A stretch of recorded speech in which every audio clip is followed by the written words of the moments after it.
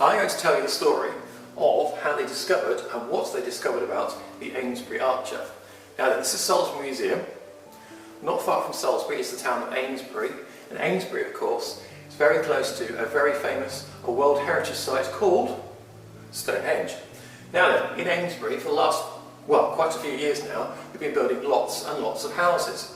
When they build lots and lots of houses, of course, lots of families move to the area, they need another school. So they were building another school on a green field. It was just a green, grassy farmer's field that the building people had bought, and they were going to turn into a school. That's all good. But we mentioned the World Heritage Site. They knew, the planners knew, that if they dug in the field, they would probably find some archaeology, because everywhere all around Stonehenge, as far as you can see, if you stand at Stonehenge and look out away from Stonehenge, as far as you can see is archaeology. All of those lumps and bumps, and then the things you can't really guess, the things that are not under lumps and bumps, the hidden things, there's archaeology all over the area. So the planners, the builders who wanted to build the school, thought, right, when we start digging, we might find some archaeology. So they had to have a watching brief. A watching brief is where the archaeologists work with the builders. And so they began, and they started clearing the earthworks, moving the soil off the great big field so they could start building, moving it off, and then every time they saw something, the builders would stop and they'd say, and the archaeologists would come across, and they would very carefully look, very carefully move all the earth, and they'd find what it was. If it's rubbish, throw it away. If it's archaeology, very carefully clean it and record it where it is, photograph it, and then really carefully lift it up, put it into boxes, and then it gets taken away and looked at, and they study it, and quite often, usually, it ends up in the museum.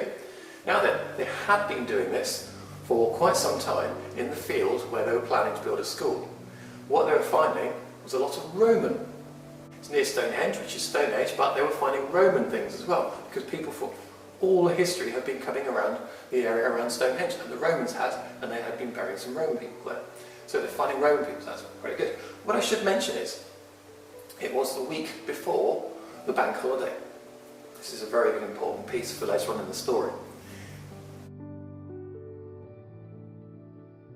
So, they're working, finding lots and lots of Roman, and then on the Friday they decided, right, okay, let's do that final piece in the corner over there, right over there.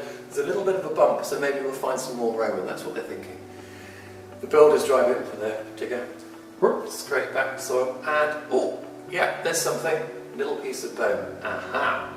So, the archaeologists come in with a trowel and a brush, very, very careful, clear. They look at the bone. It could have been, maybe the farmer many, many years ago had buried a cow there, or maybe somebody buried their dog there, something like that. No, the archaeologists very, very carefully looking at the bones, and because they're all trained, they looked at the bones and they thought, no, that's human bones. Aha! So of course, they're all thinking, we found Romans earlier on in the week, this is probably another Roman. They carried on digging. Next they're looking at the bones, they're thinking, these are quite big bones. This is not a child, this is an adult. Okay, that's interesting. Okay, carried on digging. This is the Friday, remember the Friday. Then they found a pot. Now this was a big clue, a really big clue, because, as I say, these archaeologists were trained, they know what they're looking at. They looked at the pot, and the pots were broken, but they could work out that the pots were that shape. And they thought, that's not Roman, that's, hang on a minute, and let's look at the pattern, the ziggy-zaggy little pattern on the pottery. That's Beaker, that's before the Romans. Oh, that's interesting. So, they carried on working, and they found one pot with some bones, and they're thinking, okay, it's a beaker burial. That's very interesting, because we normally, if we find a beaker burial, and it's somebody important, we find one pot and the skeleton and maybe a little stone tool or something with it, and that's it. Okay. And they carried on digging, and they kept finding little stones, and they're about this big, and they look like little duck's feet. So they're pointy, and they go down, and then there's ziggy-zaggy bits at the bottom. And they knew that those were arrowheads. And they found one, and then two, and then three. By the time they finished digging, they found 18 of these little arrowheads. And as they carried on digging, they kept on finding more stone tools, tools that were made out of stones, like little round scrapers or little knives for cutting. So that's really interesting. They carried on cleaning, they carried on cleaning. They found their one pot. They're thinking this is possibly a beaker barrow. We think so, yeah. They found a second pot. How unusual. We've never found two pots in a beaker barrow before. Maybe, perhaps there was a mistake. They buried the body and they put a pot in and then they went for lunch. Don't know. And then they came back and they said, did we put a pot in? Can't remember. Maybe we should put another pot in just in case. So the archaeologist was thinking maybe that was the case, maybe it was a mistake, maybe it's not supposed to be two pots, don't know. Anyway, it's Friday, I mentioned that, didn't I? I did. So we're up to lunchtime on Friday now, working away, and they're finding lots and lots, and they'd love to go really quickly, to really pull out lots of things very quickly, but they're proper archaeologists, so they're working very slowly. So they're working very thoroughly, very carefully. They found the two pots. They're very carefully digging through. And they're quite excited because they're finding a lot of little stone tools with this skeleton. And they revealed the skeleton. They've dug, and it's quite a long skeleton. So they're looking at it and they're thinking, "Oh, it's an adult. That's exciting." And then they're digging. No, they cannot believe it. They look into the ground, and there is a third pot. They discovered a third pot in the ground. Could not believe it. Obviously it's a bit broken because it's been in the ground for a long time. We haven't worked out how long yet. But there's a third pot in the ground. I'm thinking, okay, this wasn't a mistake. There wasn't accidentally a second pot in the ground. There is actually supposed to be, on purpose, 3 pots in the ground. They're very excited. It's now after lunch, mid-afternoon. They'd love to speed up a bit, but they can't speed up a bit because they've got to do this properly because they're proper archaeologists. So they carry on digging, and they're digging really, really carefully. And then something colourful pops out of the ground. They can see it, and it's green. It's not grass or anything because it's a slightly different colour, and it's quite a lovely colour. And look at it, and they very carefully, with a little brush, very carefully reveal it with a little brush. And there it is, and they look at it and they think, oh, we know what that is. It's a funny diamond shape, quite small. They look at it and they think, oh, that's metal. What kind of metal goes green when it goes rusty? They knew it. Copper. It's a little copper knife. It's got a handle missing, but what they found was just a little copper knife. So what happened to the handle? Maybe it was made of wood, something like that. What happens to wood after a long time when it's been in the ground? So they carry on digging, and they think, wow, this is really nice. So we found one little copper knife, and they carry on digging, and then again, another little piece of green pops up out of the mud. Very carefully clean it, slightly different size, but another copper knife. Whoa, okay, this is an amazing grave. These archaeologists are very excited. The time we've gone on, it's past mid-afternoon on the Friday now, we're going towards the evening. Do you think when it gets to the dinner time they're going to just put everything down and walk away? No. This is one of the most exciting things they've ever done, so they're just going to carry on going. It's nearly the weekend, nearly the bank holiday weekend, but they're not going to go, they're going to carry on working. That's what they're doing, they're carrying on working. So they carry on digging, and then, unbelievable. Now this time, really quite broken, but they're looking at the bits, they're thinking, yeah, it's definitely it. 4 pots, or broken pots. They found 4 pots with this pair. Unbelievable. They carry on digging. Very, very carefully. Time is ticking on now, it's past dinner time. The sun is beginning to go down. Are they going to walk away and just leave it all? Absolutely not, no way. Carry on working. Carry on digging. And then, another little colour out of the mud. And it's that green colour again. So that's 3 copper knives they've seen in the ground. Very, very carefully clean it with a little brush.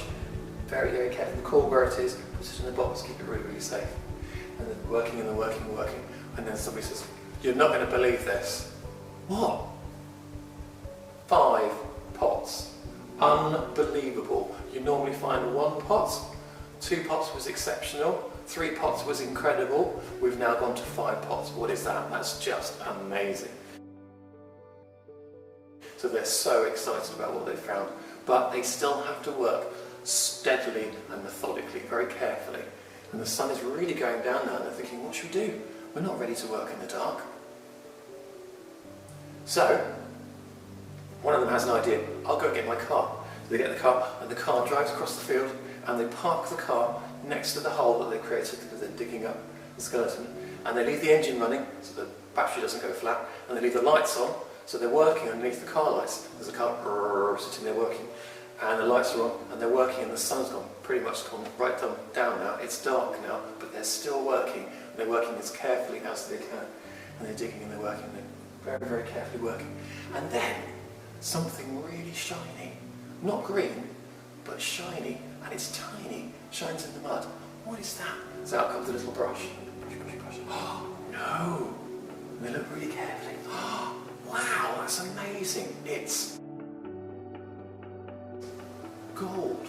Because did you know that when gold is buried in the ground, it doesn't go rusty, it gets dirty, but it doesn't really change. It's very shiny. So with a little brush on it, it comes up shiny. They found this tiny piece of gold, and they looked at it very carefully. It had little dents in it. It's not just a little lump of gold like you'd find that nature's dropped in the ground, because nature produces gold and just leaves it lying around places like Wales. No, this piece of gold somebody has done things with it and knocked little holes in it, little dents in it, and they've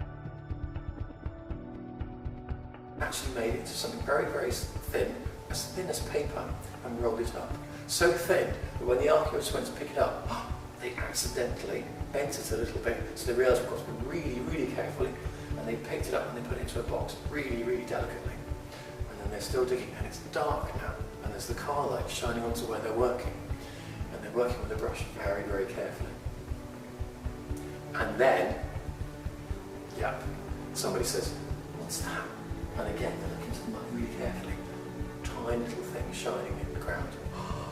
It's another piece of gold. They look very, very carefully into the ground.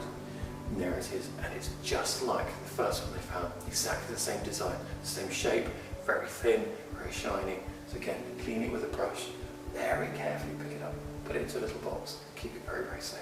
And they're working on their. So what they have to do is archaeologists have to reveal the whole grave where the person was buried, all the skeleton on all of the things, and they take photographs, and they do very, very careful drawings of where everything is. Is that next to that? Is that next to that? Record the whole thing. And then, you know, the time's been ticking on. Have we gone into darkness now? It was gone midnight. So we've gone into Saturday now. And they very carefully, they pick up the pieces, one by one, and they put them into boxes, probably with tissue paper so they don't rattle about in the boxes.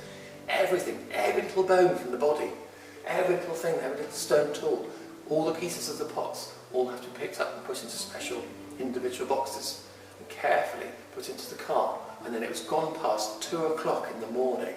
They were able to say, "Ooh, okay, that is everything out of the ground, and now we can take it back to the office and lock it up in the office and leave it for the bank holiday weekend, ready to come back on Tuesday after the holiday."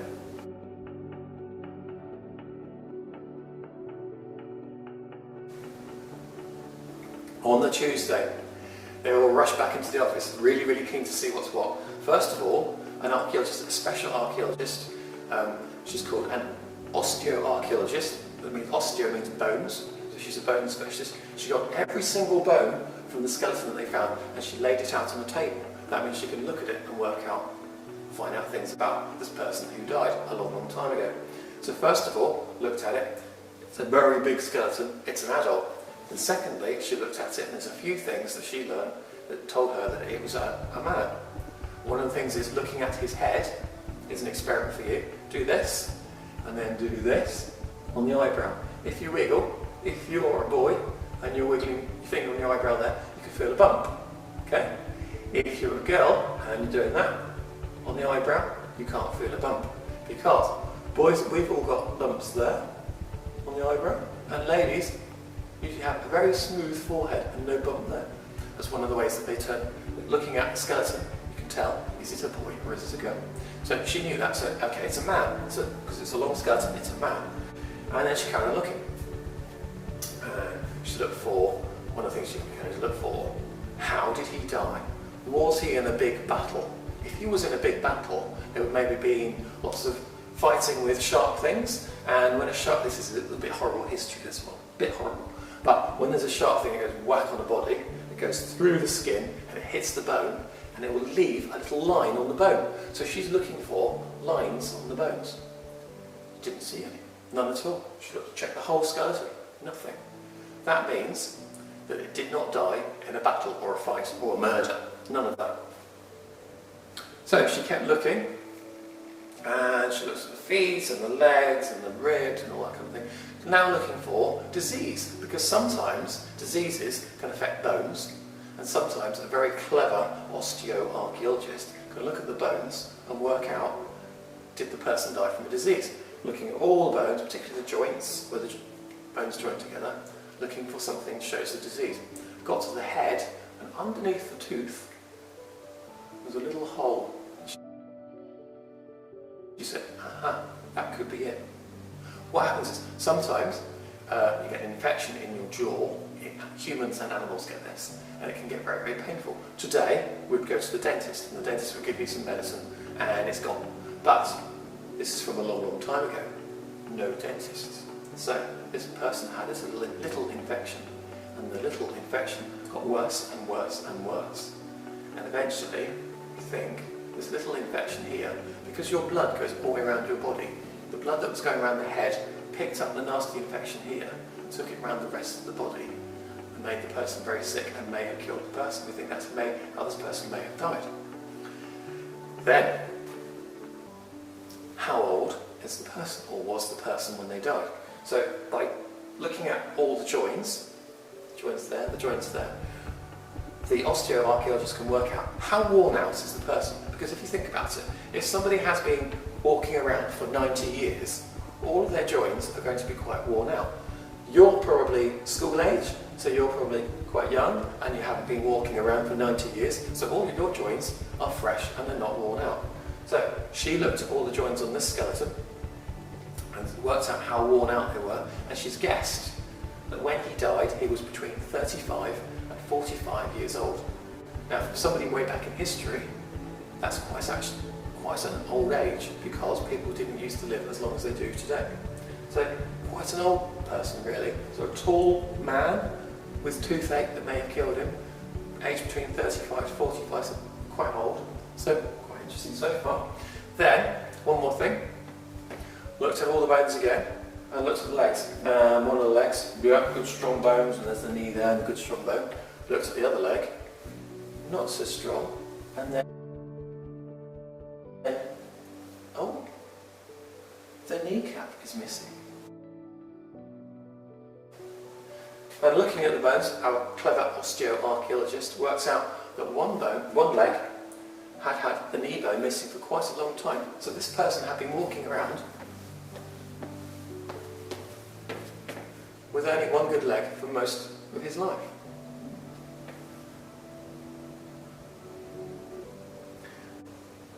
What else do they? Then it's time to use the clever machines. We want to know, when was this person alive? So we've got a little carbon dating machine, very clever. And they take a little piece of bone, tiny little piece of bone, and they put it in this machine. And this machine goes, it's very, very clever, and works out how long ago did this person die. This machine can do that just by looking at bones. It can do it for humans and it can do it for animals. Very, very clever. This machine looked at the age of the bones and worked out that this person had been alive 4,300 years ago.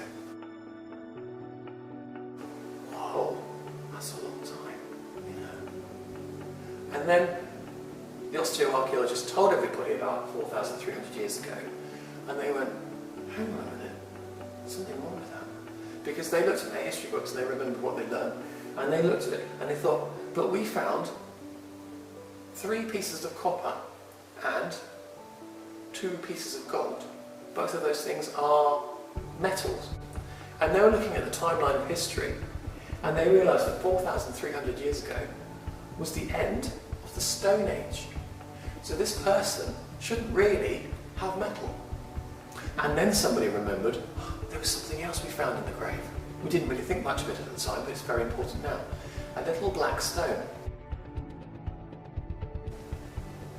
that little black stone, they've seen them before. It's a fettling stone or a cushion stone, and it's for when somebody makes metal. Have you ever seen it on television? They get metal and they heat it up and it turns into a liquid, and then they pour it into a mould. Shh, it's this liquid, and it pours into the mould, and it takes the shape of the mould, and then you have to wait for it to cool off. It takes a while, and when it cools off, you break open the mould, and out comes your metal shape. Have you seen that on television before? Well, the little black stone, when you take your new metal out of your mould, the little black stone is for rubbing your new piece of metal against to make sure it's the right shape. Because when it comes out of the mould, sometimes it's got a rough edge on it, and you need to get rid of the rough edge with the black stone. So that's what the black stone's for. So, this person was alive in the Stone Age. This person had some metal with them, and also had some metal tools with them for making metal. This person lived in the Stone Age and knew how to make metal. Wow. Okay, that's pretty amazing. And now they're thinking, do you remember the 5 pots? They're thinking, well, maybe that's why this person had the 5 pots, because this person knew about metal. So one more question that they asked the scientists. Where did he come from? For this, it's another machine. They took a piece of the tooth this time, a very tiny piece of tooth, and they put in another machine. And this tells you what is the tooth made of. Funny question, but all of our bones and our teeth are made of rocks. Where do we get those from? We get those from every time you have a drink, or every time you eat a plant, a little piece of the rock that water or those plants were growing in goes into the plant, goes into the water.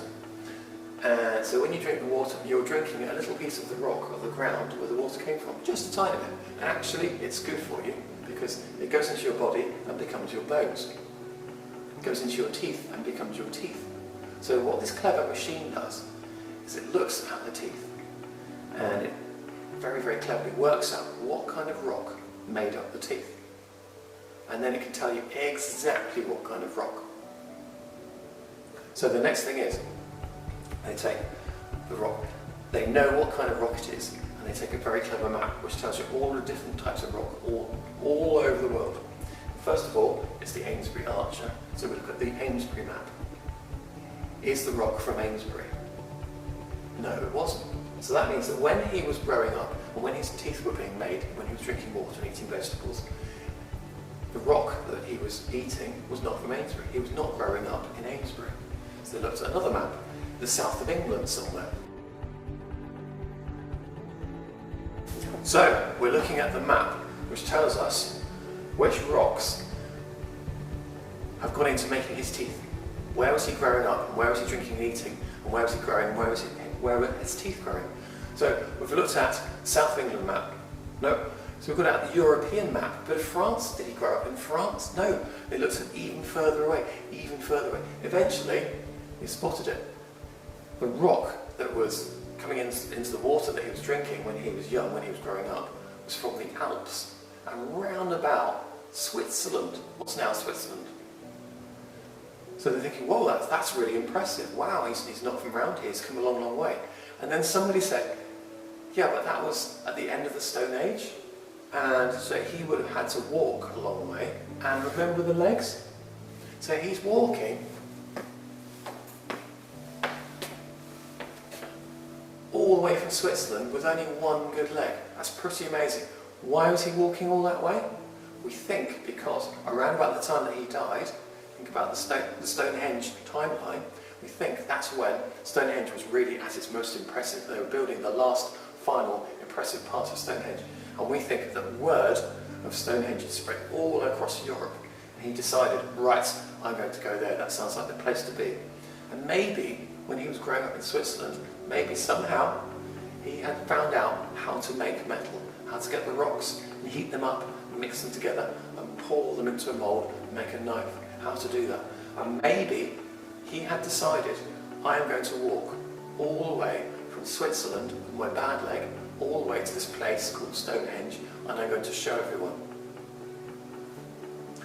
Can you imagine? He arrived at Stonehenge and he said, look at this. And he made a fire and he mixed some rocks together and they melted, and then he poured them into a mould, and then he waited for it to cool off.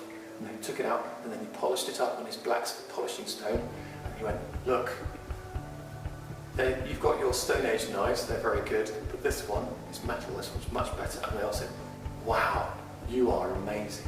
And we think he lived around Stonehenge, around Amesbury for a while, before he died. And then when he died, we think, because everybody was so impressed with his knowledge, such a clever man, we think that's why they buried him with, what was it?